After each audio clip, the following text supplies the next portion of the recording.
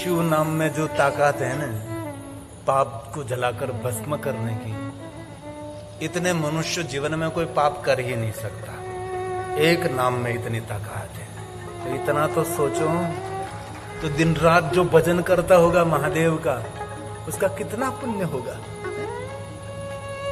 મહાદેવના એક નામમાં એટલું સામર્થ્ય છે પાપને બાળને ભસ્મ કરવાનું કે માણસ તેટલા પાપો કરવા માટે સમર્થ પણ નથી. મહાદેવ મહાદેવ મહાદેવ મહાદેવેતિ कीर्तनाल, जो महादेव महादेव महादेव महादेव बोलता है शिव लोकम व्रजे नर. अरे स्वयं शिव ने कहा जो निरंतर महादेव महादेव महादेव बोलता है ना, उसका स्वागत कोई देवता नहीं, उसका स्वागत मैं स्वयं करता हूं. स्वयं शिव उनका स्वागत करते हैं.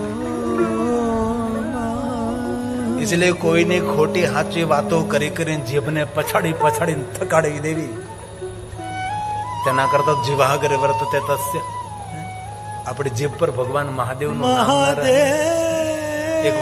એક વાત બહુ દિલથી કહું છું, કોઈનું સન્માન જોઈને, કોઈની મોટાઈ જોઈને, કોઈની મહાનતા જોઈ અને કોઈનું દાન જોઈને, કોઈ માણસે બહુ મોટું દાન કર્યું હોય અને દાન જોઈને જો તમારો આત્મો રાજી થાય તો સમજો કે જે માણસે દાન કર્યું એને જે પુણ્ય મળ્યું છે ને એટલું આપણને પુણ્ય મળે છે.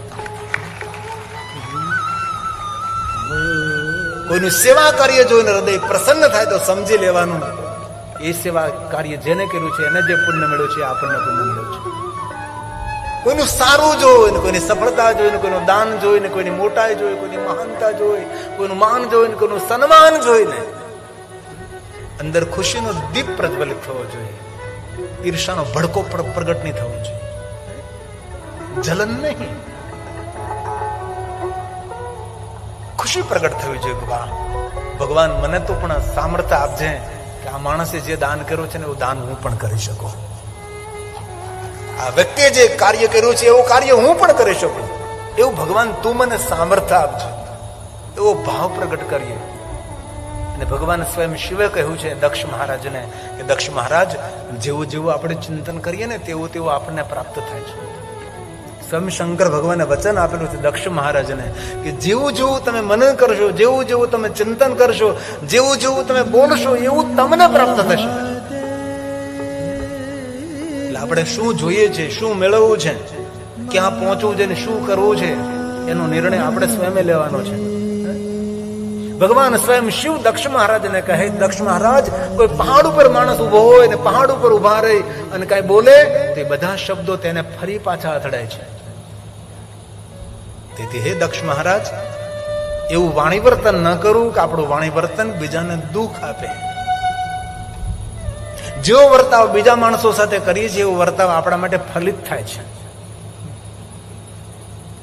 એટલે સૌના સુખનો ભાવ રાખીએ, સૌના આનંદનો ભાવ રાખીએ, સૌના શુભનો અને મંગલનો ભાવ રાખીએ, આપણું મંગલ થાય છે. આપણે ઋષિ મુનિઓ તો સૂત્રે પણ આપણે તો વારંવાર બોલતા, આપણે તો બ્રાહ્મણો છીએ, આપણા મુખમાંથી નિરંતર પ્રગટ થતું હોય સર્વે ભવંતુ નિરંતર બોલતા હોય છે કે અમારા બ્રાહ્મણો નાની પૂજા કરો તો બોલે સૌનું સારું થાય, સૌનું સુખ થાય, સૌનું આરોગ્ય મળે, સૌને સુખ મળે. કેટલો ભાવ, કેટલો વિસ્તૃત અને વિશાલ ભાવ છે આપણા સૌનો. આ ઋષિ મુનિઓના સૂત્ર છે. સર્વે ભવંતુ સુખિનઃ, સૌને સુખ મળે, સર્વે સંતુ નિરામયા, સૌને આરોગ્ય મળે, સૌને સુખ મળે, સૌને આનંદ મળે, સૌનું મંગલ થાય. કર ભલા તો હોગા ભલા. સર્વે ભવંતુ સુખિનઃ.